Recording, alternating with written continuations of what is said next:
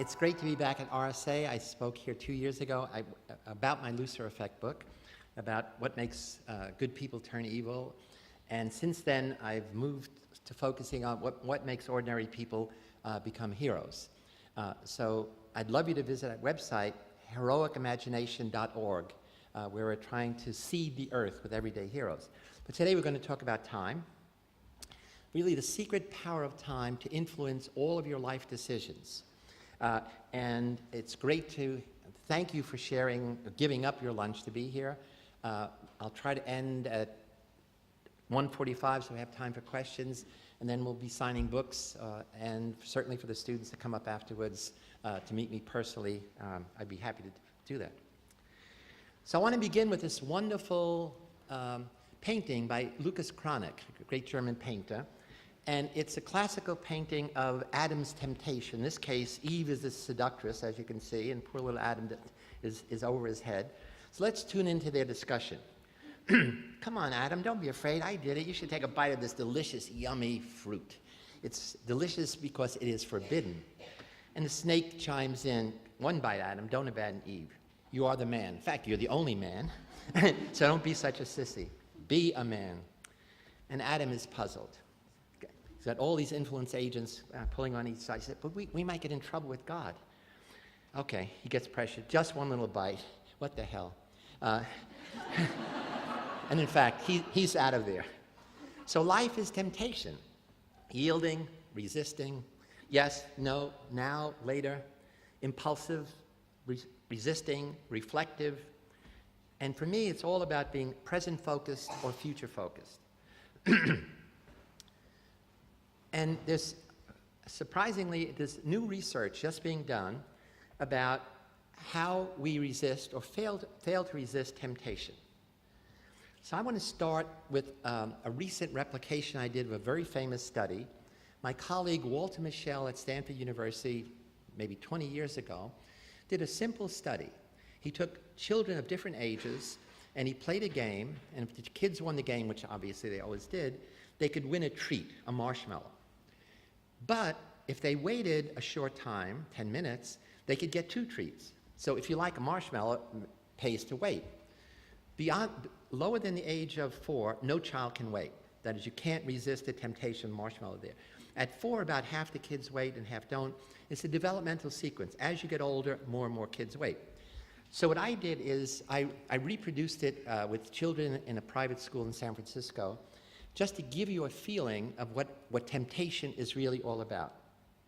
Now, what's interesting, these are middle-class kids. They know what marshmallows are, except a stranger makes this a treat that they have earned by winning a little game that I play. And you're going to see some kids, the amazing things they do to resist temptation, and other kids just simply can't. Come in and have a seat here. Okay. Sit right up. Okay. Now, I'm going to play a game with you, and I would like you to point to which one is the correct answer. Which one is happy most of the time, the shy one or the not shy one?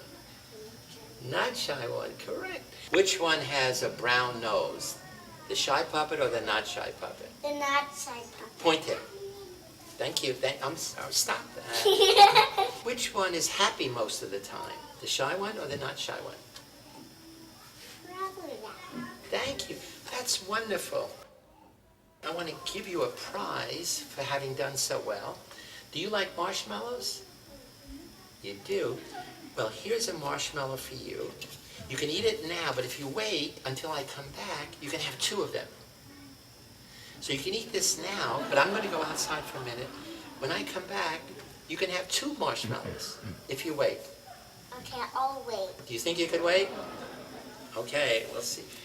I'll be back in a minute.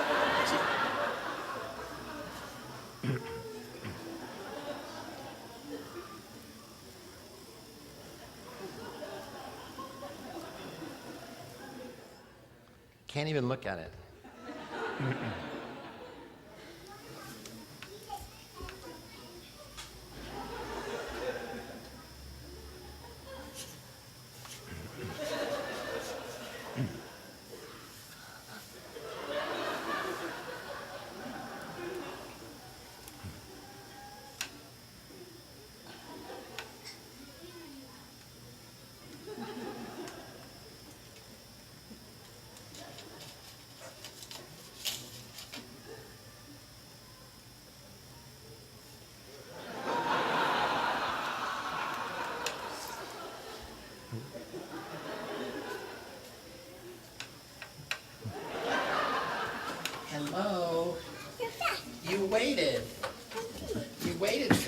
Okay, so now you know what's going to happen.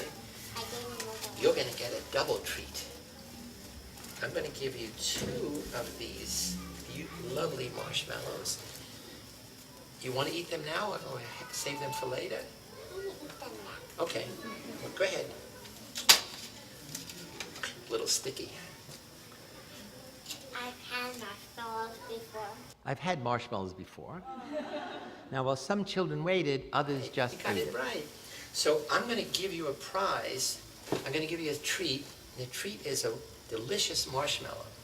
But if you wait, I have to go check my car. When I come back, if you wait, you can have 2 of them. You can have 1 now, or when I come back, you can have 2. Okay? Okay.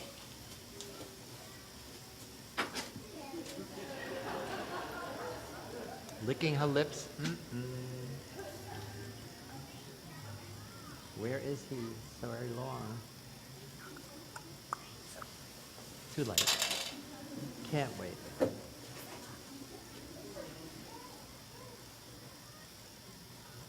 Two bites, it's all gone.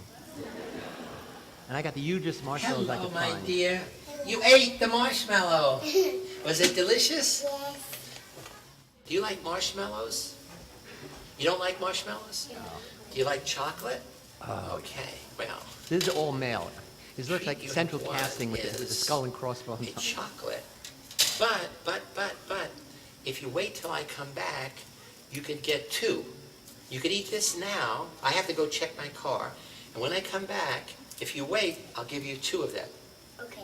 So you could eat it now, but if you wait till I come back, you have Twice. 2. Okay? You think you could wait? Okay. So I will be back in a few minutes. I say it 4 So times. You could eat it now, but if you wait, you're going to have 2 of them. Okay, I'll be back soon. I'm not out of the room. And he's enjoying it. Now you have to predict what he's going to say when I come back. He's enjoying it. Oh, life is wonderful. Grown-ups feed you chocolates. They don't care about sugar. Hello, I'm back. How are you? Good. I waited. No, you ate it. You He ate said, the give me chocolate. 2 more. He said, I didn't leave the room. I waited. He didn't hear. Because I say you can have 1 now, or if you wait, you can have 2. He heard you can have 1 now, wait, and you can have 2 more.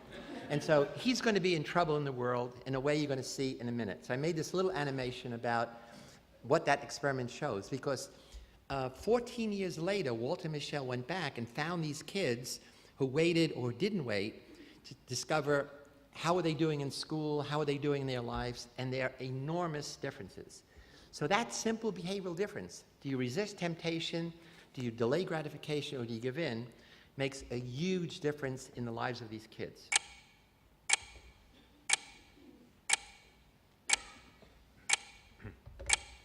You may already be familiar with the famous marshmallow study conducted by my colleague, psychologist Walter Mischel, in which a group of 4-year-olds were given 1 marshmallow and told they were allowed to eat it immediately. They were told that if they could wait to eat the marshmallow after being left alone with it for a while, then they would be given an extra marshmallow to eat. Most eat the marshmallow as soon as they are left alone with it, but some other children are able to resist temptation. Those children who ate the marshmallow right away are considered to be oriented toward the present, while those who resisted temptation have an orientation toward the future. When the children were interviewed years later as 18-year-olds, there were amazing differences between the children who were able to delay gratification and those children who couldn't resist the immediate temptation. Scored 250 points higher on the SAT, overreacts to frustration, works well under pressure, indecisive, self-reliant and confident, prone to jealousy and envy. The marshmallow experiment is a classic study of how a person's ability to delay gratification, even at the age of 4, can predict many significant future outcomes. But what does this have to do with you? A lot. In my new book, The Time Paradox, you will learn how your own relationship to time plays a significant role in your personal happiness. Whether you're looking for a better understanding of the world at large, from religion to politics to business to national destinies, or want a deeper understanding of yourself, The Time Paradox teaches you how to recognize your own attitudes toward time and how your everyday decisions are influenced by your personal time orientation. And it will help you overcome the hidden mental biases that keep you too attached to the past, unhealthily obsessed with future goals, or too focused on immediate gratification. You can improve your personal success, happiness, and psychological health. The time paradox will show you how. It's only a matter of time, making time work for you. I could resist. I know you've talked about what are the important lessons that we have to teach children in you're redoing the curriculum. This is one of the most important lessons. Learning to delay gratification, saying no or later to all temptation, and becoming aware of the consequences of your actions. There's a lovely cartoon that says, how am I supposed to think about consequences before they happen? Doesn't make sense if you're a kid. So time perspective is really the study of how individuals divide the flow of their personal experience into time zones or time categories. We do it automatically and non-consciously. These frames vary between different cultures, different nations, between people, between social classes. But what I'm arguing is they become biased, meaning you overuse some of them and you underuse others, rather than having a balanced perspective. Time perspective is the foundation for most of the important psychological concepts we understand. Achievement needs, causal thinking, hope, don't exist unless you have a future orientation. Guilt and revenge are based on the past. Impulsivity, improvisation, is focused on the present, and much more, as we'll see. So you have to make a decision, whatever it is. For kids, it's do I work or play? Do I have safe sex or no sex? Do I have that last drink before driving home?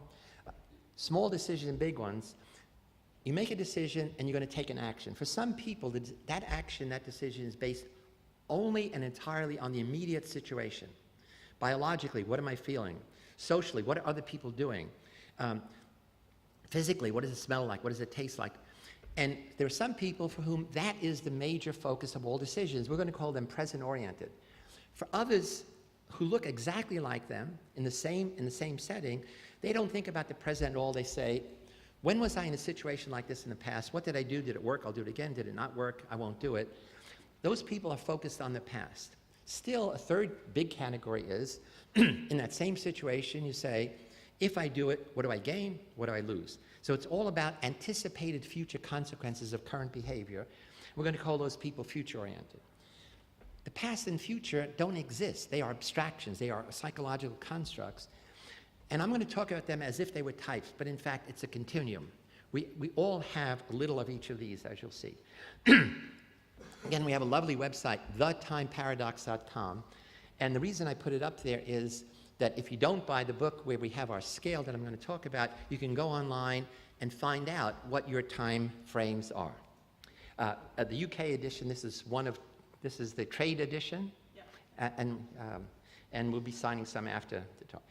So if your past is in a quarrel with the present, the cost will be a future, said Winston Churchill.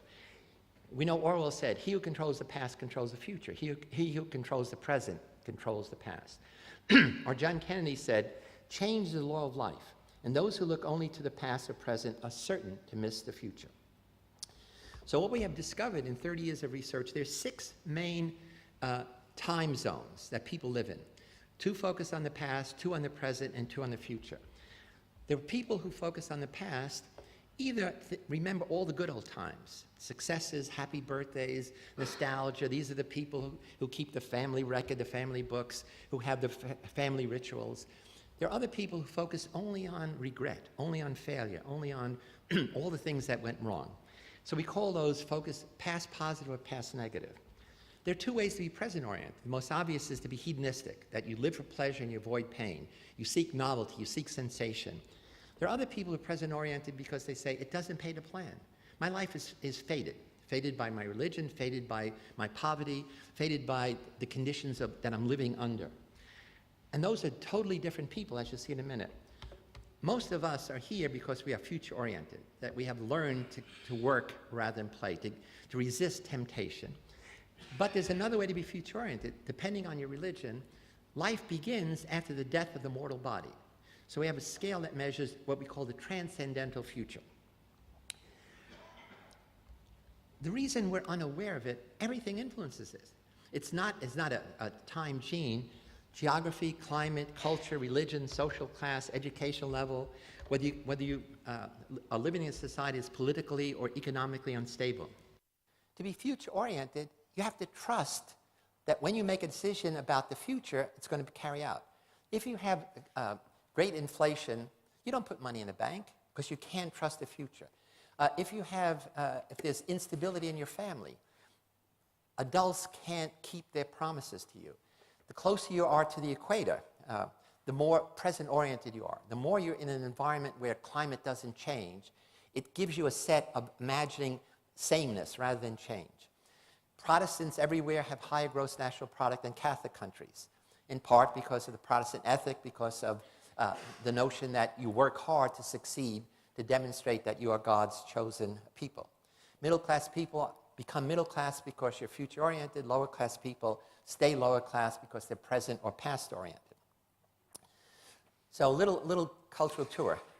An amazing place to visit is near Los Angeles called Venice Beach. It's a place where people go to be totally hedonistic. You take the sun, they show off their bodies, they're exercising, they're biking, they're doing every kind of thing.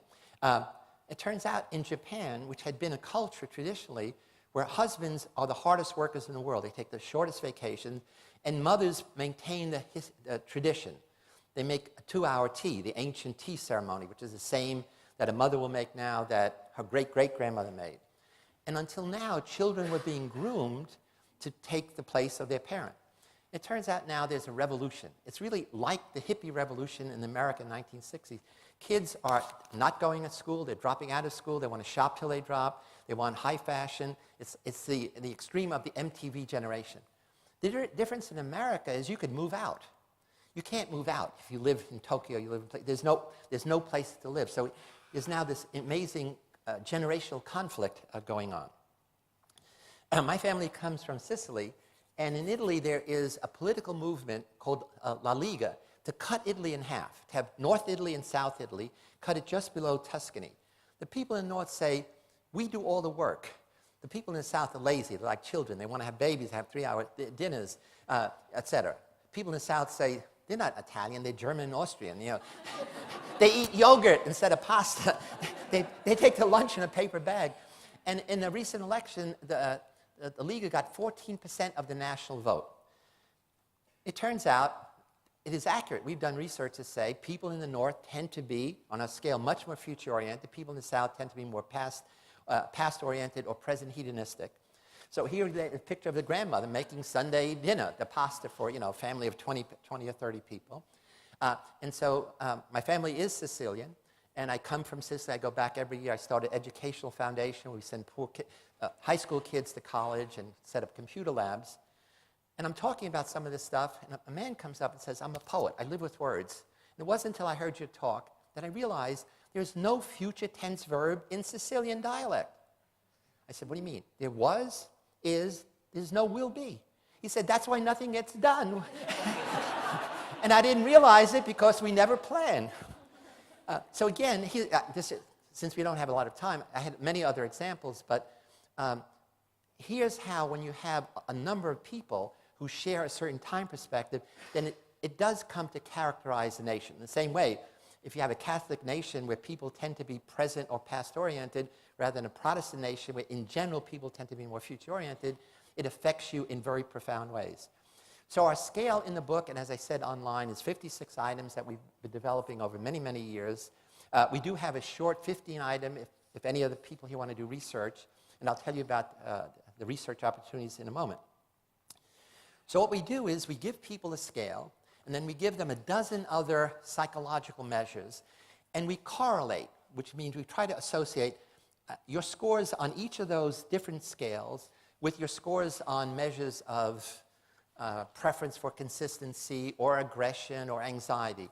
A correlation coefficient, which is statistically in R, it says, what is the degree of association?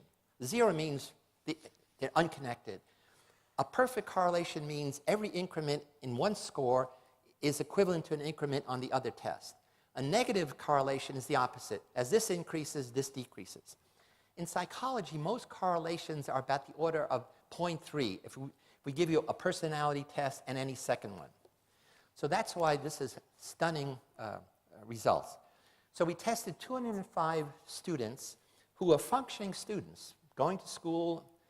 And so here's how, if you're highly future-oriented, here's the characteristic.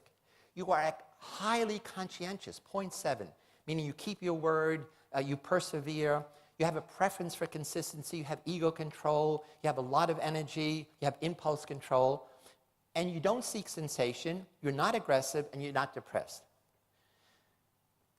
I'm able to resist temptations when I know there's work to be done. That is the proposition that is the success orientation for the future-oriented people. What difference does it make if you're conscientious? There's recent research that says that this psychological variable predicts how long you're going to live. The more conscientious you are, the more likely you are to live at least 2 years longer than people who are less conscientious. And this is with a sample from 20 different studies, 9,000 people, 6 nations, where they measured conscientiously different. How come? What we have shown is that if you're future-oriented, you practice positive health behaviors, and you don't do negative. So you wear seat belts, you eat health foods, you get dental checkups, medical checkups, and you don't take risks, as I'll show in a minute. If you're past positive, which is also pretty good, you're happy, have high self-esteem, high friendliness, a little bit of energy, you're not anxious, you're not depressed, and you're not aggressive. I do things impulsively, making decisions on the spur of the moment. So here's where we get the present-oriented mantra. If you're present hedonistic, now these are students sitting side by side. It's a wholly different world. 0.7 on novelty seeking. 0.7, that's as high as any measures in psychology get on sensation seeking. Energy, a little bit of aggression and creativity. Ego under control. They have no control over their ego. They don't care about consistency. They have no impulse control. They're not conscientious, and they're low on emotional stability. So this is the sex, drugs, rock and roll generation of the past, and maybe here in the present. Still, a blend of those three in the right way could be good. If you are a functioning college student and you're high on present fatalistic, it means you are high on aggression, on anxiety, and depression. That's a killer triad, okay? And you don't care about future consequences, minus 0.7. You're going to college and you don't care about the consequences of your behavior in the future. How could that be? You have low ego control, low self-esteem, low conscientiousness, low energy, emotional stability, and not happy. Equally terrible is your college student who, when you think about the past, only dredges up the negatives. It's like a Smithsonian of horrors. Trait anxiety, 0.75. If I give you an intelligence test and 2 weeks later I give you the same thing, the correlation is about 0.71. So this is as powerful effect as you get. Also, highly depressed, highly aggressive. They lie a little bit. Again, low self-esteem, low emotional stability, low impulse control, not happy. So here's these 5 profiles of students functioning. You're a teacher, you're in the healthcare system. These are totally different individuals. And on the surface, they look like the same people. I think that past negative and present fatalistic, this is where America's high school shooters come from. This is where, if you're recruiting suicide bombers, this is what you want, plus high on transcendental future. Good things happen after you die. So in addition to just correlating measures, we pick people who are high or low, let's say in future and present. We put them in different experiments. So this one, we're going to have kids solve mazes, both males and females, high in the future, high in present. Mazes like this or mazes like this. And we say, begin. If you're present-oriented, you begin. You move your... If you're future-oriented, you don't begin, you look. You look for the goal, you look for the beginning, you look for cul-de-sacs, and when you begin, you solve it. If you're present-oriented, you begin, you get stuck, you get frustrated, and you're going to be in trouble. So this is the percentage of people who are future-oriented. 90% solve the maze in the period of time. If you're present-oriented, 30% fewer solve the maze. These are really bright Stanford students. Now you could argue maybe future-oriented people play games or do mazes. So now we're going to go to Berkeley and we're going to take future-oriented people and hypnotize them and make them present-oriented. We're going to say under hypnosis the past and future are distant and insignificant and the present is expanding.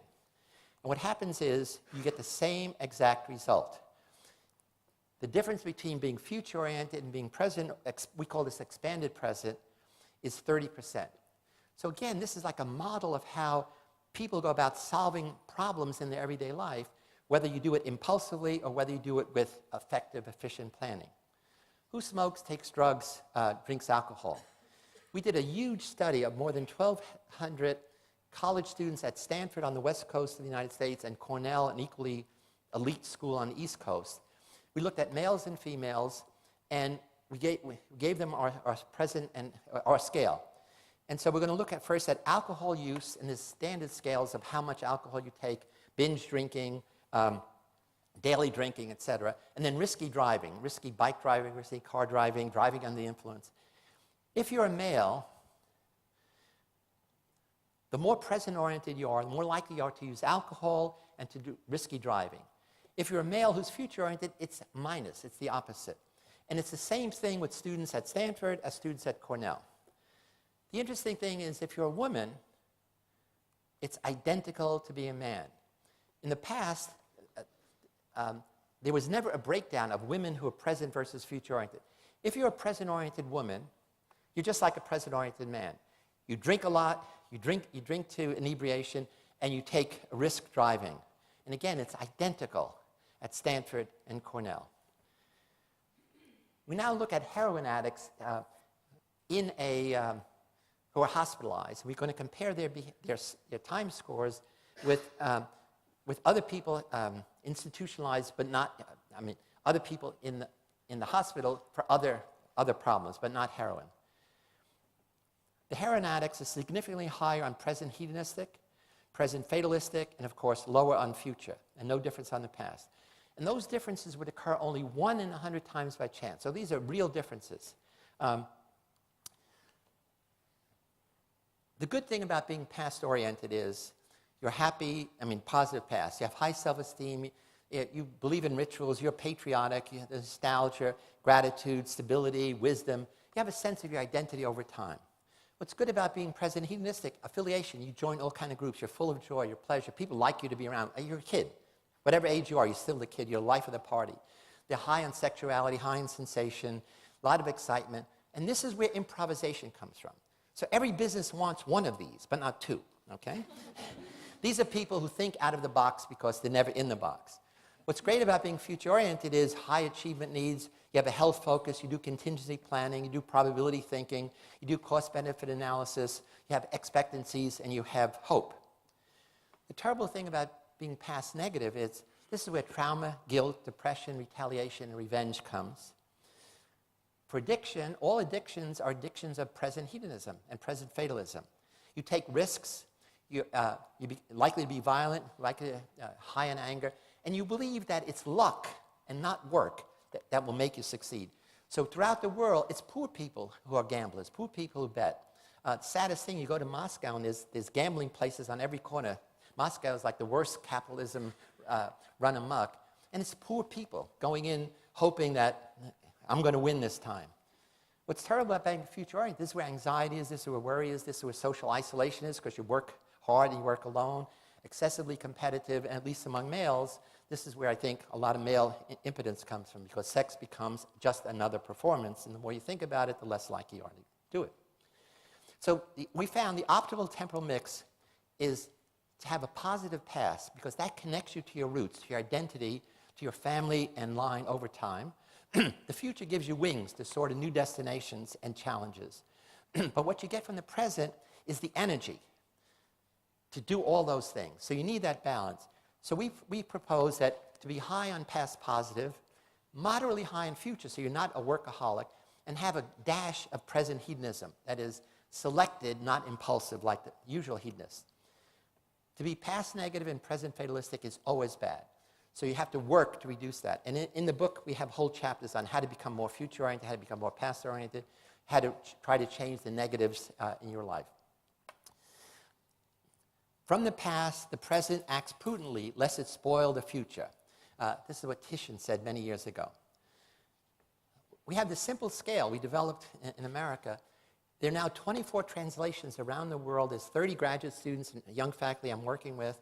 that we meet at various psychological conventions, and everybody who's using our scale is getting significant results. So if the graduate students here who want to do research, you should just contact me and we'll set you up with our research team.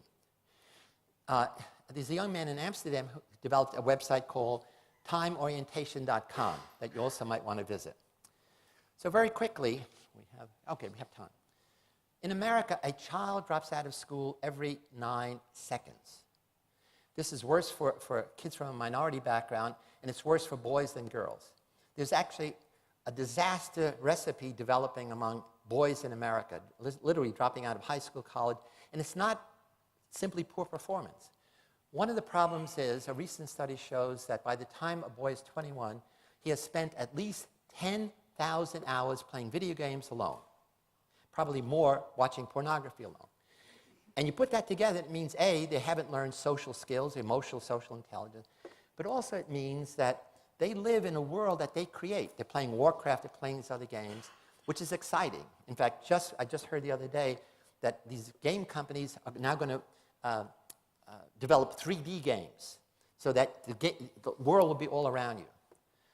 Their brains are being digitally rewired, which means they will never fit in a traditional classroom, which is analog. Somebody talks at you without even the nice pictures, meaning it's boring. I mean, you control nothing. You sit there passively. And if you want to change the curriculum, I understand the traditionalists here say we got to go back to reading, writing, arithmetic. Disaster. These kids will never fit into that. They have to be in a situation where they are controlling something, and school is set up, you control nothing. You're passive. School is all about learning, delay of gratification, literally endlessly. All addictions are addictions of present hedonism. Food, sex, drugs, gambling, etc. All of our propaganda, all of our educational message, all our public relations messages are designed for future-oriented kids, who's not the problem. They tell you, here's the negative consequences of doing what you're doing. Future-oriented kids know that, and they don't do it. Present-oriented kids know the future consequences. If you're a teenage girl, you know that if you have unprotected sex, you're likely to get pregnant or have sexually transmitted disease. You know it, but that knowledge never feeds back to change your behavior. So that's the interesting thing about time perspective. The terrible situation the world is in is because there were men who used to be future-oriented, who were invested our money prudently. Suddenly they got trapped in this worldwide greed of making high-risk, high-interest loans, and then plus lying. So it just came out that Lehman Brothers, when they had a $90 billion debt, got their accountant to put it as an asset. So they could continue to sell, literally, they continue to sell their bad products to Ireland and Greece and other places that have gone under. We have research that shows who is involved in conservation, sustainability. It's only future-oriented people. And this is true even in Chile and Mexico. Students did these studies. Because who is concerned about the long-term future? It's only future-oriented people. Present-oriented people look around and say, gee, global warming, it's nice. I get more sun, I lie in the I lie out on the beach. If you have surgery, physical surgery, and I have like 7 of those, what happens if you don't do the prescribed physical rehab? So a simple one is if you have rotator cuff tear, you have to walk your hand up the wall till it comes here, and then you're cured. Nobody tells you when you go from here to here, it hurts. It hurts worse. It hurts. And you quit. If you quit, and 50% of all Americans who start any physical therapy quit. You quit because it hurts. It's only the future-oriented people who see the future as the success. If you're present-oriented, past-oriented, the moment it hurts, you quit. So you need special attention. You need to give our scale, to people after the surgery.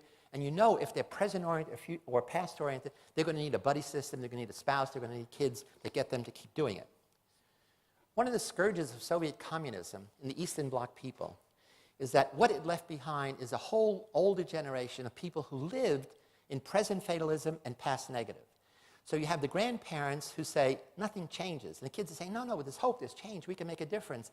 They say, no, it doesn't. And so we've done work in Poland.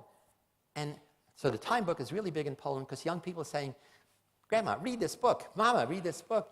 Because what communism did, it cut off any sense that what you did could make a difference in the future. The last thing I want to mention, we have just 3 minutes, is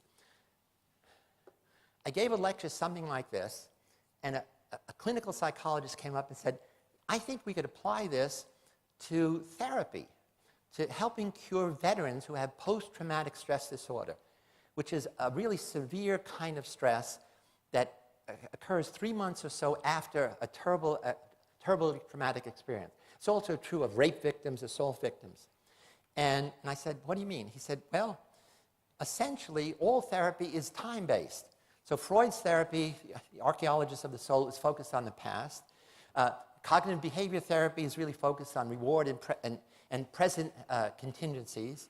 Humanistic therapy of Maslow and Rogers is really actualizing the future, some vague future. And our new time therapy focuses on realizing the importance of time and creating balanced time perspectives. So in time therapy, the past is a continual replaying of negatives. The present is hedonism, fatalism. The future you avoid. And the consequence is occupational and social dysfunction. In America, there are vets from the Second World War to now. You don't cure it. You go to therapy, it only keeps it from getting worse. So there's really no cure for PTSD. And now with the Iraq War and Afghanistan War, the percentages are soaring. It's at least 20% or more who have this disease. So high past negative, low past positive, high present hedonism, high and present fatalism, and no sense of the future. Vets tell us you cannot remember what you're supposed to remember. You cannot forget what you're supposed to forget. You leave the war, but the war does not leave you. If it wasn't for my flashbacks, I wouldn't have any memory at all. So time therapy is this breakthrough based on our book, and it's being practiced by the psychologist in Hawaii. His name is Richard Sword, and it's a very simple thing. You respect the trauma. You say you've done terrible things, you've seen terrible things, and that's wonderful. The problem is you have one foot stuck in the mud of the past negative, and the other foot is stuck in the mud of the present fatalism, because nothing that we've done or you've done has improved your condition. But you are at a choice point. You could take the foot out of the past negative and put it on the solid soil of future. You can take it out of present fatalism and put it on the solid soil of selected present hedonism. And then you get them to talk about time and think about time. And in a very short set time, their lives begin to change. So we've done this with 27 vets, mixed ethnicity, average age 63, but some are in the 80s. And in only 8 visits, we have produced amazing results. Symptoms of PTSD, of depression and anxiety have all changed significantly in this very short time period. 89% had significantly less depression after 8 sessions, 70% less anxiety, and nearly more than half fewer PTSD symptoms. Dr. Sword and time therapy have changed my life. I used to have flashbacks to Vietnam every day, and I was angry all the time. If I wasn't living in the past, it was all about today. I never thought about the future. I had and still have PTSD bad, but I've learned that I don't have to focus on the past, that I do have a future, and I want it to be a good one. The real difference with Dr. Zimbardo's therapy as put into practice by Dr. Sword is that it works. As a Korean war veteran before time therapy, I was living in the past. Now I live in the present, and I'm looking forward to a long and useful future. So essentially, the essentialness of time, just getting people to think about it, is at work, time is the most important thing in the world, as we all know, because 2 o'clock you got to be back. But at home, it's really the most precious. So I feel like I'm like John the Baptist. Instead of saying Christ is coming, you say, be aware that time is what matters. There was a recent study we did with USA Today, asking Americans how busy they are. The vast majority of Americans, more than 50%, said, I'm busier now than I was last year, I'm busier last year than the previous year, and I sacrifice friends, family, and sleep for my success. This is across the board, not separating by future orientation. And then we say, suppose you had an 8-day a week, what would you do? They say, oh, that would be great. They would spend most of that time working harder, achieving more, not with friends, not with family, and not even sleeping. They did this study 20 years ago, and I was upset, again, from this Italian background. Only 60% of Americans said they have regular sit-down family dinners. When we redid the study last year, only 1 in 5 American families have sit-down dinners together. In America, we talk about family values. You can't have a family value if you never have family meals together. So I just want to end with saying, I think many of life's puzzles can be solved by simply understanding our own time perspective and that of others. Lots of conflict we have with people is really a conflict in different time perspectives. Instead of, once you're aware of that, you stop making negative attributions like you're dumb or you're childish or you're pig-headed or you're authoritarian. It's really the most simple idea in the world. Once you think of it, I say, well, of course. But again, I think ideas that are powerful are simple and easily understandable. So we'll have time for questions. I've actually surprisingly finished on time. So think time, think balanced time, and use time wisely and well. Thank you.